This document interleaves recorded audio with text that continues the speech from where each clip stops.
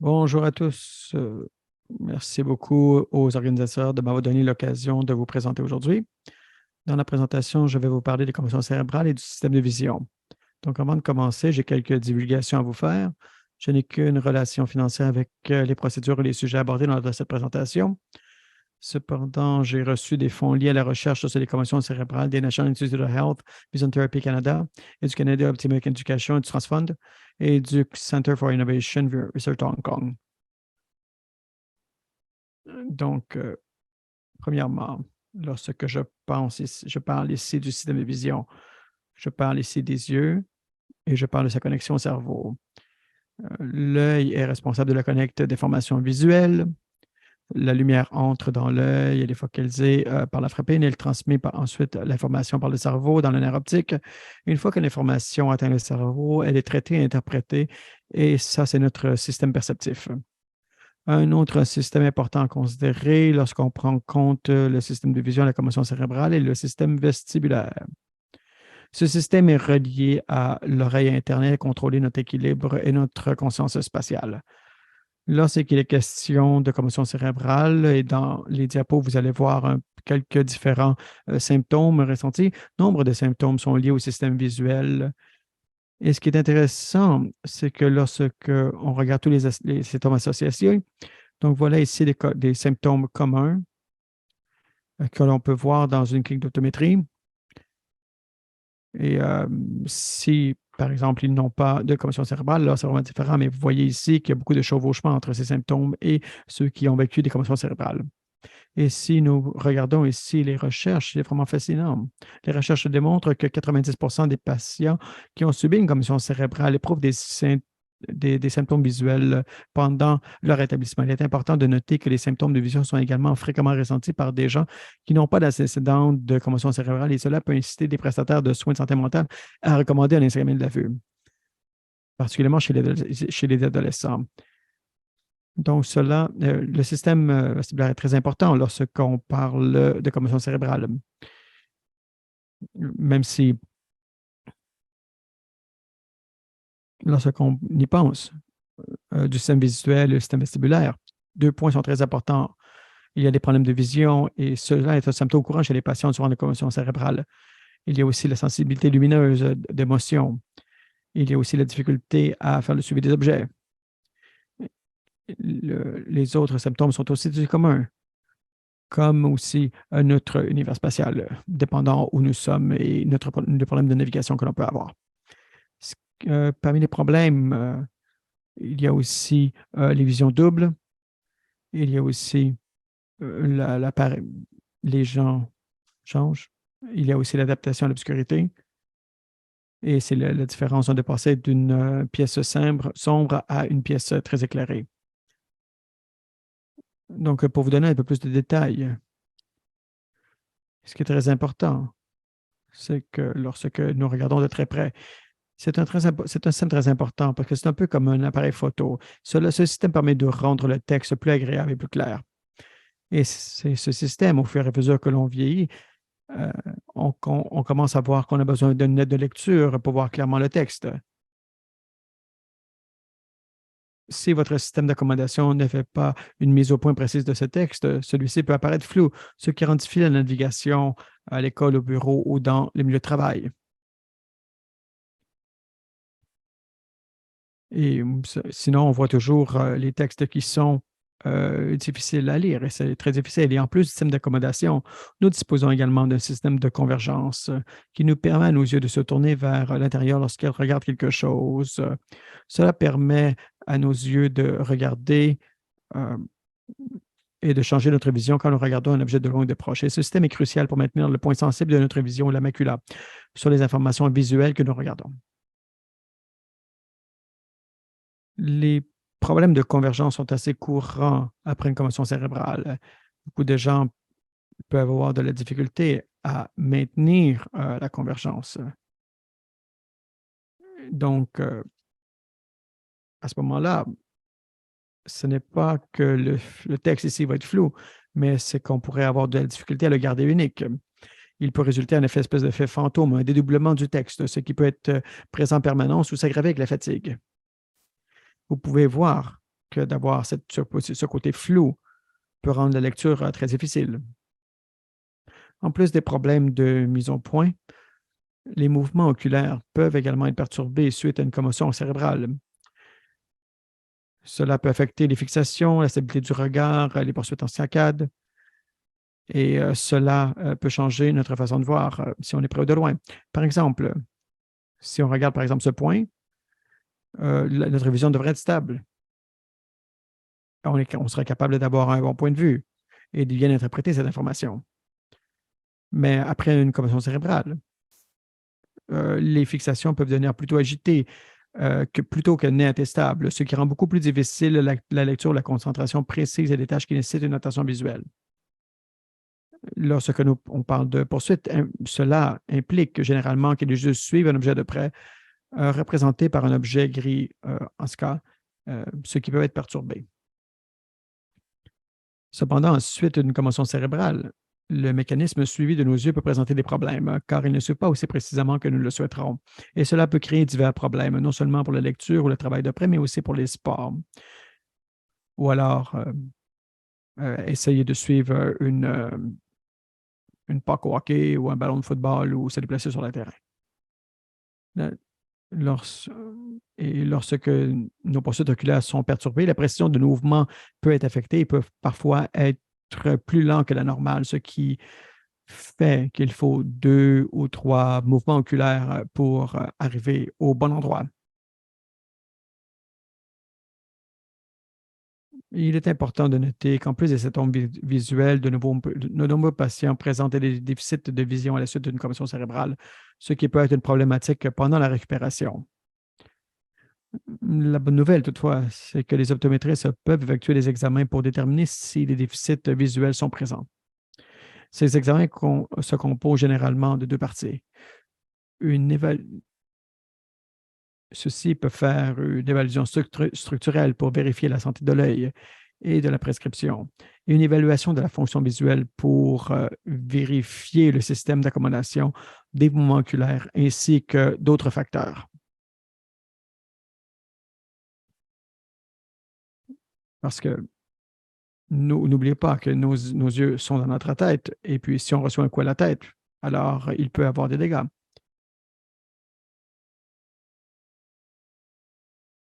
Dans cet exemple ici, on peut prescrire des lunettes parce qu'il est commun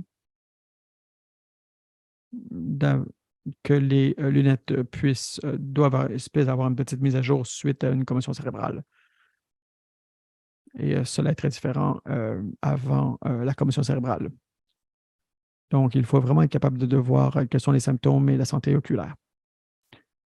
Après cela, il peut avoir une évaluation et cela pourrait être fait par un optométriste ou non. Cela peut être fait par un optométriste ou quelqu'un qui peut faire une évaluation. Par contre, votre optométriste est capable de faire une évaluation. Et l'optométriste est capable de faire une évaluation, est capable de vérifier votre système de vision, votre système de convergence, le système que je disais tout à l'heure qui est capable de vous faire voir de près, de loin, pour être capable de voir quelque chose à la distance, et capable aussi de faire une évaluation de mouvement pour les yeux, ainsi que d'autres facteurs, comment votre cerveau gère l'information. Et ce qui est très important de se rappeler, c'est que les commotions cérébrales se produisent dans les sports parasportifs à une fréquence et des niveaux d'incidents comparables à ceux des sports valides et qu'elles peuvent même se produire plus fréquemment. Si les athlètes atteignent une efficience visuelle, le groupe de travail sur les commotions cérébrales a récemment publié des recommandations visant à améliorer l'évaluation et la gestion des commotions cérébrales pour les athlètes parasportifs, car il n'existe pas beaucoup de directives pour gérer la façon dont un athlète. Cela peut être fait aussi par un optométriste et quelqu'un qui travaille de près avec un optométriste, ou cela peut être fait pour que l'on puisse faire les exercices à la maison. Avant de terminer aujourd'hui, j'aimerais vous parler de les commotions cérébrales et les athlètes. Il est important de voir que non seulement les athlètes souffrant de déficiences visuelles peuvent avoir en double en permanence Il est donc essentiel de différencier si les problèmes de vision cognitive à une commotion cérébrale sont liés à une blessure ou à une condition visuelle persistante. L'Association canadienne pour les sports pour les gens non-voyants a rassemblé d'excellentes ressources sur les commotions cérébrales afin de guider des athlètes, en particulier ceux qui ont une déficience visuelle dans leur processus de récupération. Parce que sinon, il n'existe pas beaucoup de moyens pour être capable de guider un athlète dans ce processus. En conclusion, et il y a aussi des façons pour pouvoir remédier à cela. Il y a aussi des considérations spéciales que l'on peut faire pour ces athlètes aussi. Ils ont créé un bon système. Ils ont aussi des guides et des infographies pour vous aider à naviguer et à faire des évaluations. Parce que beaucoup des symptômes que l'on évalue sont peut-être normaux pour les athlètes. Par exemple, les athlètes qui ne voient pas toujours bien, ils voient double en permanence. Donc, après une commotion cérébrale, on peut voir une différence. Alors, cela peut être un gros drapeau rouge pour un athlète. Donc, si vous voulez en savoir plus, euh, les athlètes, nous savons qu'il est important d'aller voir un optométriste quand on a une commotion cérébrale parce qu'il est important de voir si les problèmes de vision sont liés au problème lui-même. Et cela pourrait être difficile de différencier cela. De plus, les athlètes avec des déficiences visuelles peuvent avoir il faut être capable de s'adapter au niveau scolaire et au niveau de travail. Et l'Association canadienne des sports pour les aveugles a rassemblé d'excellentes ressources sur les commissions cérébrales pour afin de guider les athlètes, en particulier ceux qui ont une déficience visuelle dans leur processus de récupération, particulièrement à l'école, en milieu de travail, pour vraiment les aider à naviguer dans les défis auxquels ils font face. Donc, en conclusion, les problèmes de vision sont courants à la suite d'une commotion cérébrale, mais il y a souvent des choses que l'on peut faire pour y remédier. Donc, si vous avez, vous ou une personne dans votre entourage qui souffre d'une commotion cérébrale et que vous présentez des symptômes visuels, il est bon de procéder à un examen complet avant de déterminer s'il existe des déficits visuels et de prendre des mesures pour améliorer ou naviguer plus facilement dans le processus de récupération. Merci. Merci, c'était une super présentation. Merci beaucoup pour avoir partagé cela. Alors, on a eu des belles questions qui ont été posées dans la boîte de clavardage. Alors, je vais commencer avec les premières questions. Avec la première et la suivante. Est-ce que tous les optométristes sont capables de mener une évaluation suite à une commotion ou est-ce qu'ils doivent être spécialisés? Alors, c'est une excellente question. Alors, on peut faire l'examen de vue. Et justement, ils sont capables de faire, examiner le système de convergence en temps. Ils sont capables de faire toutes les évaluations en matière d'une commission, mais pas toutes les optométristes n'ont pas toutes les connaissances pour pouvoir faire la gestion des commotions parce que c'est quelque chose d'assez nouveau. Alors, ils sont en train de faire de la recherche cette année. Ici, à Canada, de travailler dans cet espace, le nombre de personnes est à la hausse et aussi tous les optométristes peuvent être capables de faire l'évaluation et de référer le dossier à quelqu'un pour faire la gestion des commotions. Alors, c'est une question de suivi. Alors, comment est-ce qu'on peut trouver un optométriste qui est capable de faire ce type d'évaluation? Alors, un bon lieu, justement, c'est de votre mettre en contact avec l'équipe médicale qui est en train de gérer votre émotion. La plupart des optométristes vont travailler avec votre équipe multidisciplinaire. Alors, je vous inviterai de commencer avec votre équipe. Alors, peut-être vous pourrez vous référer quelqu'un qui peut offrir ce soin, même de demander votre optométriste. Alors, peut-être ils vont pouvoir vous référer à quelqu'un qui est capable d'offrir ce soutien. Alors, merci beaucoup. On a une autre question qui va être posée. Est-ce qu'il y a des ressources qui offrent des lignes directrices pour les para-athlètes? Alors, les ressources qui existent sont assez tôt. Alors, c'est une nouvelle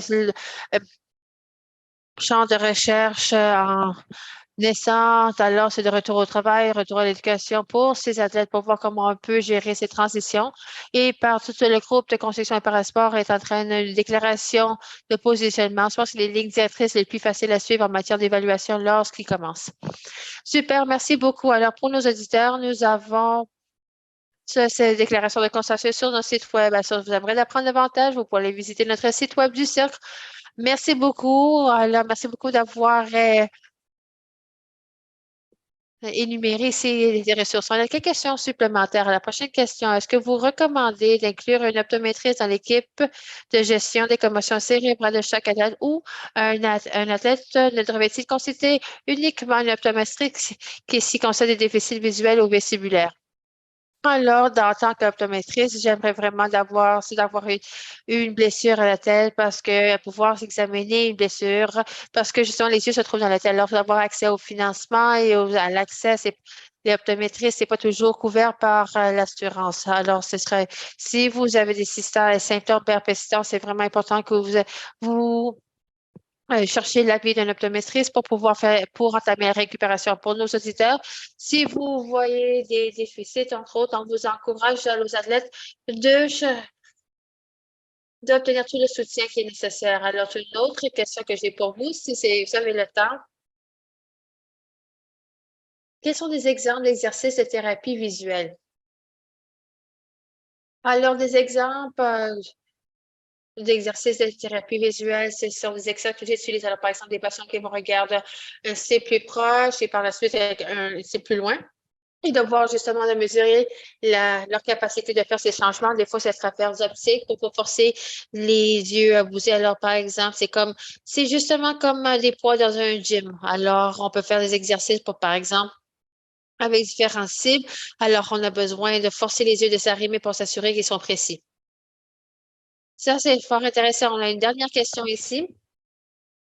Alors, vous avez mentionné que les déficits visuels post-commotionnels peuvent être corrigés avec des lunettes. D'après votre expérience, ces déficits sont-ils souvent de longue durée, ce qui signifie que les athlètes devraient utiliser des lunettes même une fois étant rétablis? Alors, Kim et moi-même, on est très intéressés à cette réponse parce qu'on porte des lunettes moi-même et Kim. Alors, c'est une excellente question.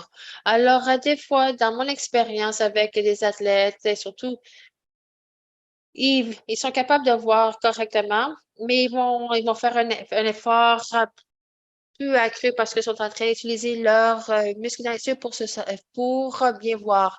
Alors, lorsqu'on met des lunettes sur eux, on essaie d'assurer que leur vision est plus confortable et des fois plus claire avec les lunettes aussi parce que c'est une des lunettes de prescription. Mais en général, les athlètes aiment avoir plus une vision plus claire, c'est plus efficace, etc. Alors, par exemple, on va utiliser les lentilles pour assurer le rendement. Mais la commission n'a pas entamé les processus. C'est toujours existé. Simplement, vous êtes en train de compenser juste à la commission. Ça, c'est fort intéressant. Alors, merci beaucoup pour cela. C'était fort intéressant. Et on apprécie le temps que vous avez dédié à notre présentation. Alors, merci beaucoup.